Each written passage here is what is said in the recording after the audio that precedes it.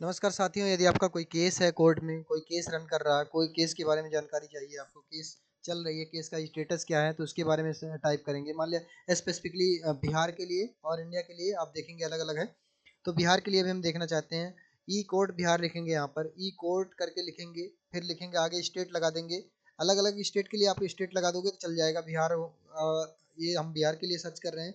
चाहें तो आप अलग स्टेट के लिए भी सर्च कर सकते हो। अलग स्टेट मतलब वहाँ पर यूपी लिख दोगे, या फिर हरियाणा, या फिर राजस्थान, जो भी चाहो आप कर सकते हो। या फिर जो है वेस्ट बंगाल, या चाहो साउथ का कोई स्टेट लेना हो, कर्नाटका, तेलंगाना, कोई भी। तो यहाँ पर फॉर एग्जांपल मैं एक कोई डिस्ट्रिक्ट सेलेक्ट कर लेता हूँ। फॉर एग्जांपल मैं कोई डिस्ट्रिक्ट सेलेक्ट करता हूँ, बेगूसराय, जस्ट एग्जांपल के लिए।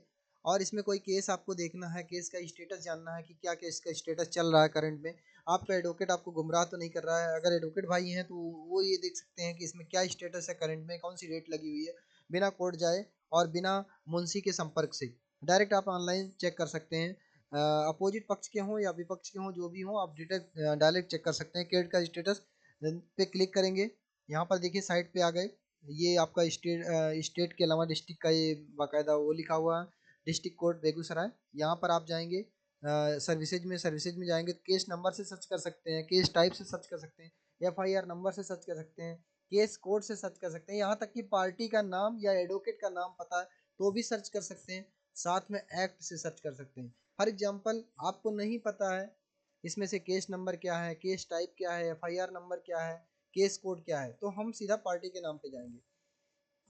पार्टी के नाम पे जाने के बाद आप क्या करेंगे, यहाँ पर ये अपना कोड सेलेक्ट करेंगे, कहाँ पर चल रहा है आपका केस, कहाँ पर रनिंग है, केस कहाँ पर चल रहा है। फॉर एग्जांपल बकरी कोर्ट में चल रहा है या टेहरा कोर्ट में चल रहा है, ये जहाँ भी चल रहा होगा। फॉर एग्जांपल मैंने एक ले लिया कोर्ट। अब यहाँ पर एक नाम टाइप करते हैं, नाम टाइप करना है। जस्ट जस्ट एग्जाम्पल के लिए मैंने नाम टाइप किया, आपका नाम जो भी हो टाइप करिए। और ईयर ऑफ इंसिडेंस यानी केस कब से शुरू हुआ है उसको डालना है। फॉर एग्जाम्पल 2018 डाल दिया यहाँ पर।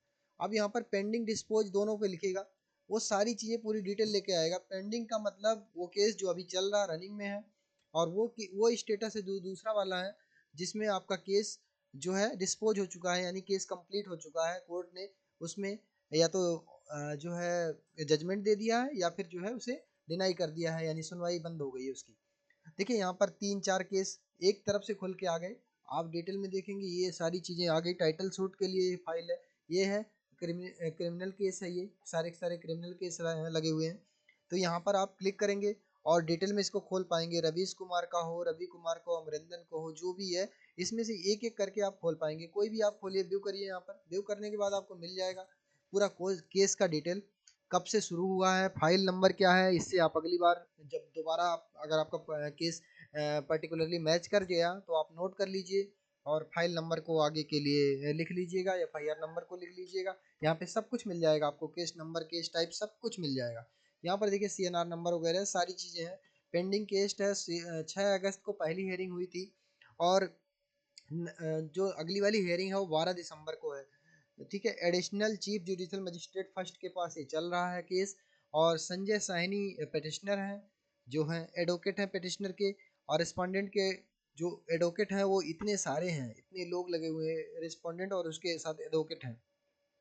ठीक है, तो ये सारी चीज़ें, ये पिटिशनर का नाम है संजय साहनी, जिन्होंने केस शायद फाइल किया है। तो आगे ये सारी की सारी चीज़ें लगी हुई हैं, रवि, ये सब सारी डिटेल आपको मिल गई। अब इसके अनुसार यहाँ पर देखेंगे सेक्शन कौन सा लगा हुआ है इंडियन पिनल कोड का, 147, 149, 341, 323, 540, 504, ये सारी चीज़ें लगी हुई हैं।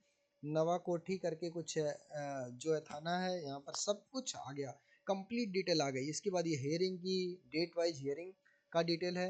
अगला पहला इससे पिछला हेयरिंग था 7 अक्टूबर को, और करंट में हेयरिंग नेक्स्ट वाला आपने देखा है ये जो 12 दिसंबर को है। तो उम्मीद है ये पूरा पूरा आपको समझ में आ गया होगा। आप अगली बार जब कभी केस के बारे में जानना चाहेंगे तो डायरेक्ट साइट से आप सर्च कर पाएंगे इजिली, समझ पाएंगे इजिली, और एग्जीक्यूट कर पाएंगे।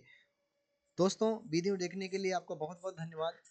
कृपया करके अगर आपने अभी तक सब्सक्राइब नहीं किया है और आप देख रहे हैं, न्यू व्यूअर हैं, तो सब्सक्राइब कर लें, जिससे आपको इस तरह की हेल्प मिलती रहे, इन्फॉर्मेशन मिलती रहे।